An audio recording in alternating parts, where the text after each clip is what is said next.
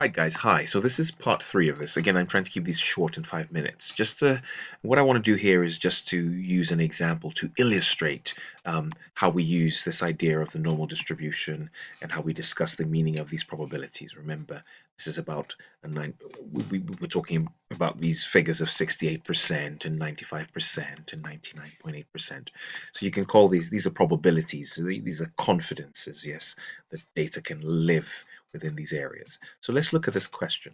So you see, it says says an investment on the New York Stock Exchange has a price, or let's even say an average price, of 12,000. It could be anything.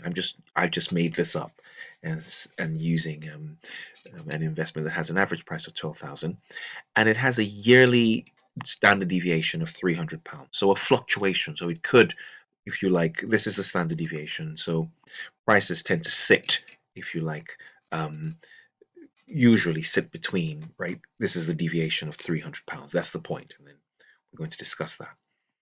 So this question is asking us to work out what is the probability that the price of the share, in terms of its yearly movements, could be between 11,400 and 12,600. So let's do that first.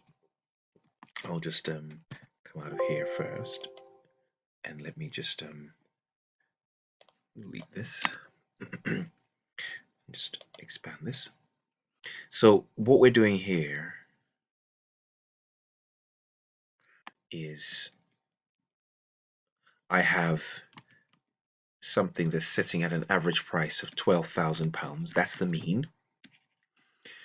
And I'm saying that, well, if the standard deviation is 300, it could fall within one standard deviation to 11,700, or it could go up to 12,300, right? That's one standard deviation. It could be two standard deviations. I'll use a different pen color, where the price could fall to 11,400, or it could go up to 12,600, right?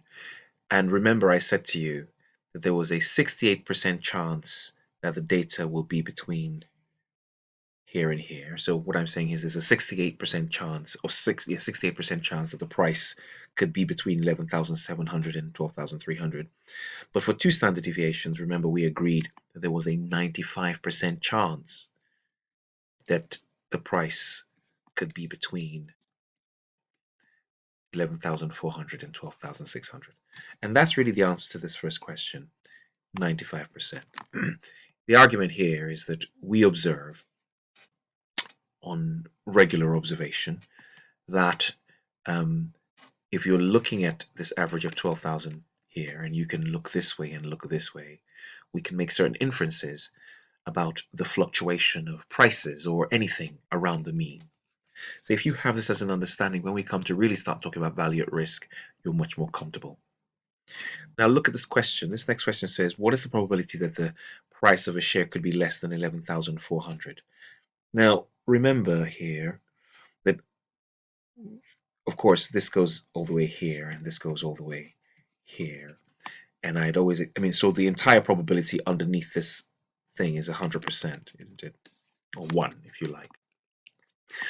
And we have just said that this space between here and here, right, is 95%. There's a 95% chance the data could be in this space.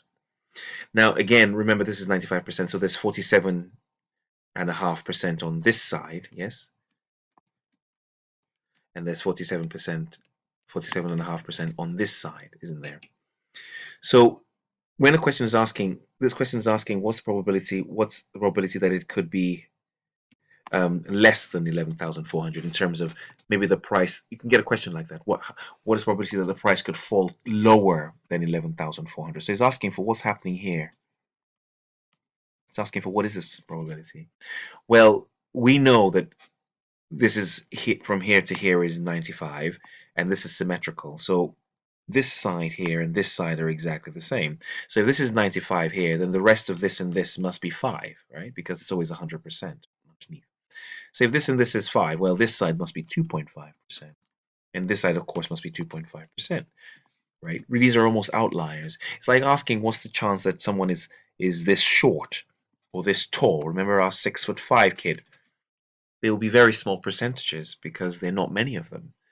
So in exactly the same way, when a question says something like, "What is the probability that something will be lower than this?" we can work that out based on this general observation. Although we will be looking using tables to really do this, but the point is that if you understand conceptually what's happening, that there's a 2.5 chance that you could be in that space, or the prices could be lower than 11,400. There you are. And the next question then, so the probability that the price of the share could be less than 11,400 is 2.5%. In exactly the same way, when the question says, what is the probability that the share price could rise, go above 12,600, it's asking exactly the same thing, but on this side, which is also 2.5%, right? So, yeah, I think that's a good place to sort of try and understand how this curve works, what it means for us to talk about probability, and what when you hear a question like that, what is the probability that the prices will be lower than 11,400 or whatever it is, or something is higher than 12,600? You know what they're talking about. Yes.